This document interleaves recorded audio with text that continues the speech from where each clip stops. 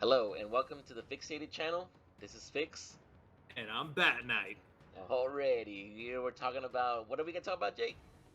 My boy, we are going to be talking about Zack Snyder's Justice League and our thoughts on it.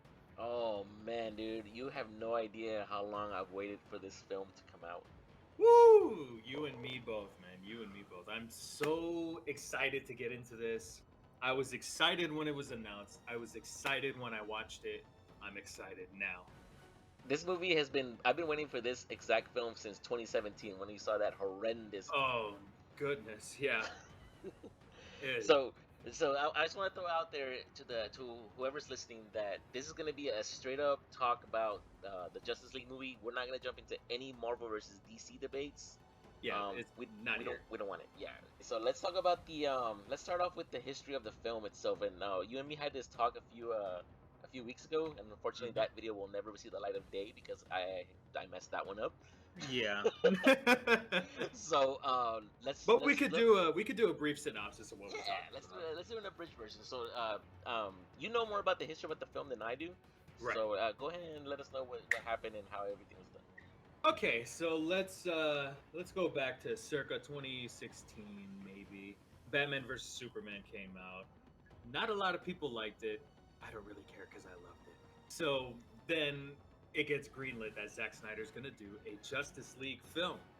Now, me and a collective few were very excited for this movie to come out because we've seen some behind the scenes pictures of Batman, of Superman, reading rumors that Superman was going to don his black suit and that Wonder Woman was going to have this and Cyborg was going to be introduced and he's going to have an impactful story. Seeing behind the scenes pictures of him, I got excited, everyone got excited. And then unfortunately, tragedy struck with Zack Snyder's personal life, where his daughter committed suicide, unfortunately, in 2017. I think filming was almost done. I'm really not sure. It was very sad, and Zack Snyder, honestly, and most understandably, stepped away from the project.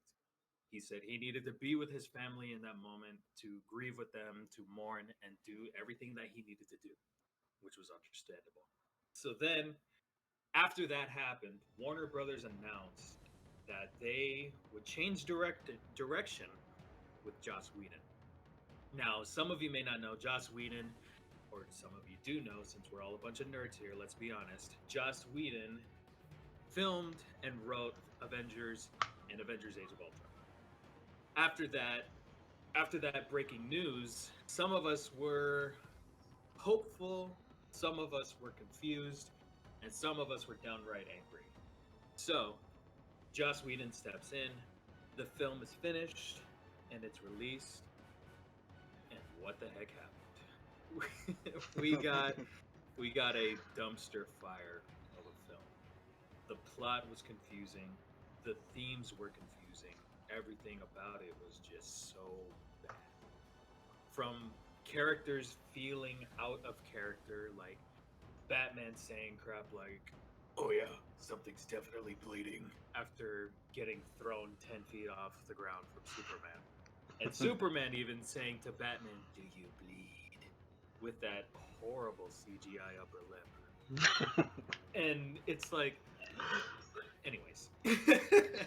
Just imagine yourself in 2017 in the movie theater watching that, and imagine imagine that anger. imagine how we felt as fans because Fixated, you know this. I love Zack Snyder films. I love Man of Steel. I love Batman vs Superman, and obviously, I love Justice League now.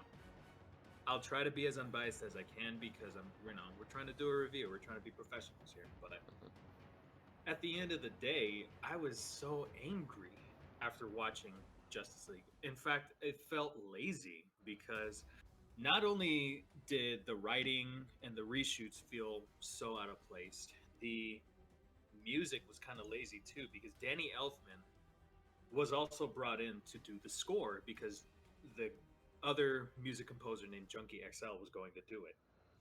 And then everything changed when the Fire Nation attacked. Danny Elfman came in and did the score.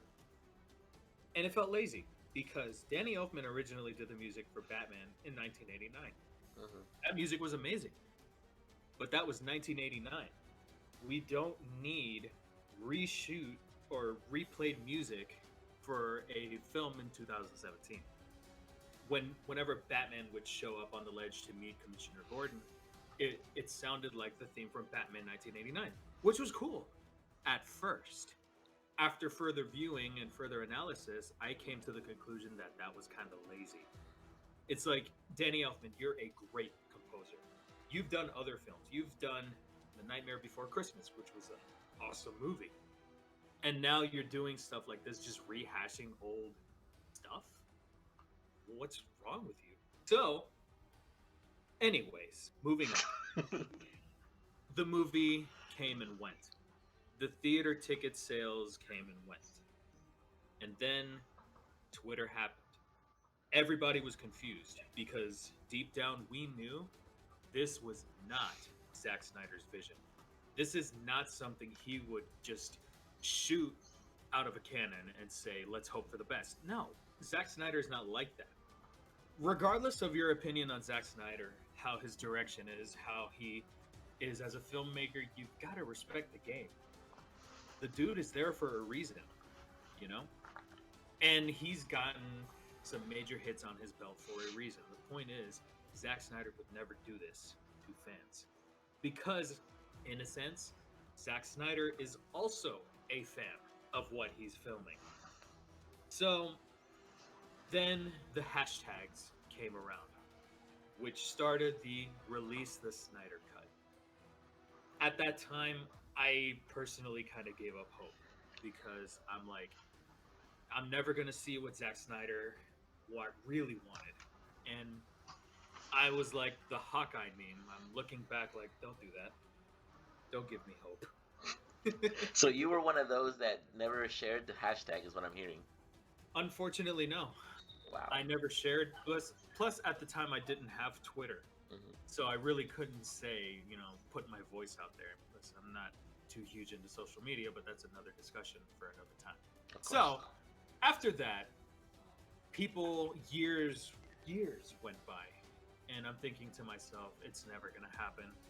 It's not happening. I know it's out there because even actors from the movie themselves, Jason Momoa, Ben Affleck, Gal Gadot, and so on and so forth, they said that they've seen Zack Snyder's cut and his, vision, and it's really good. And again, I keep saying, don't give me hope.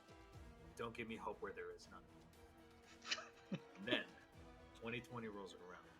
Coronavirus kicks in. A lot of tragedy happens. And then, amidst the darkness, comes the one speck of light, where it says HBO Max will be releasing Zack Snyder's Justice League, March 2021. It blew my mind. Because after giving up hope for 4 years, that moment honestly brought me genuine happiness as a comic book fan and as a movie fan. Because you don't realize just how much of an impact movies have on people. I didn't even realize how much of an impact it had on me at that moment. Now, I'm only saying this from the perspective of 2017's Justice League sucked. This version was awesome. So, don't get me wrong. There are still some things that I didn't really care for in Zack Snyder's Justice League. We'll get into that eventually, or in this video, excuse me. But right now, at that moment, whenever it was announced, I immediately got an HBO Max subscription.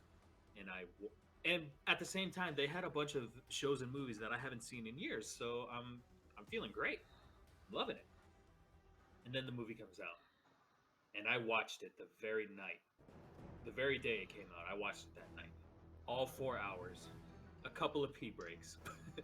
But apart from that, at that moment, I knew that this is exactly what Zack Snyder wanted us to see.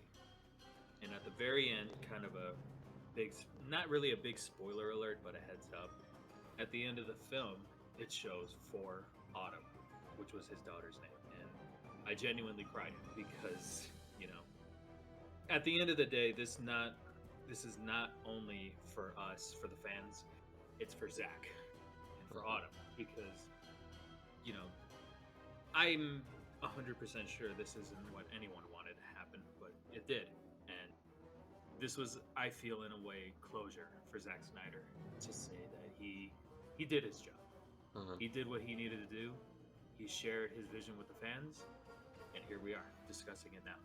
So It's amazing how we went from 2017, um, the whole release of Snyder Cut hashtag event that went through on social media, and now here in 2021, all after the coronavirus happened, we get this film. mhm. And it wasn't, and the movie was. I'm not gonna lie to you. When I jumped into the film, I went in with very low expectations because of what happened with Batman versus Superman and Right. Justice League 2017. So I went in thinking, you know what, I'm gonna go in and I'm gonna just sit and watch it and not bring my hopes up because I'm worried it's gonna bomb and it's gonna make me mad if I go in there and watch it with high expectations. And I think that's why I personally enjoy the film even more than what I did because of that exact reason. Hmm.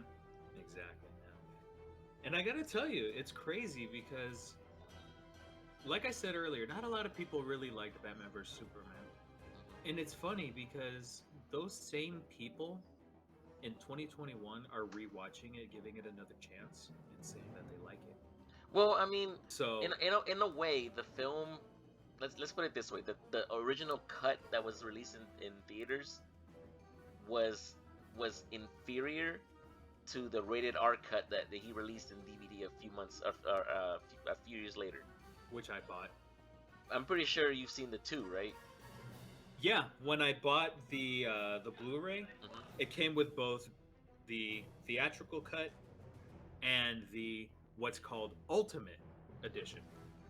And the Ultimate Edition has additional scenes, more, blood, more action, this and that, the other. Nobody is going to watch the theatrical cut anymore because the Ultimate Edition has what the fans want. Yeah, exactly. And after seeing the Ultimate Edition, I immediately threw away the theatrical edition. I'm not even joking. Yes, that's literally me throwing money away, but I don't care. I I did what I did, and obviously there's no going back. It's gone now, but the point is, without studio or executive meddling, Hmm. I feel like we can get something good with filmmakers in general, and especially with Zack Snyder, because he knows what he wants, he knows what fans want, and he's gonna deliver. That's what Exactly, I feel. and you could tell that this movie didn't have the touch of the WB reps because this is all Zack Snyder's movie. Exactly. And a couple of crazy tidbits I learned, after the movie's release. One was that Zack Snyder did not get paid. Wow, I didn't know that. He said, if I want full creative control over this movie, you don't have to pay me at all. Like, pay the visual effects artists, pay the composer, pay whoever you need to pay. Just don't pay me if that's what it takes for this movie to get out. Oh So wow. Warner Brothers was like, okay, we're not going to pay you. And by the way, Zach, no additional filming. Okay, I No heard about that. additional I heard scenes. about that. I heard about the no additional filming. Yep.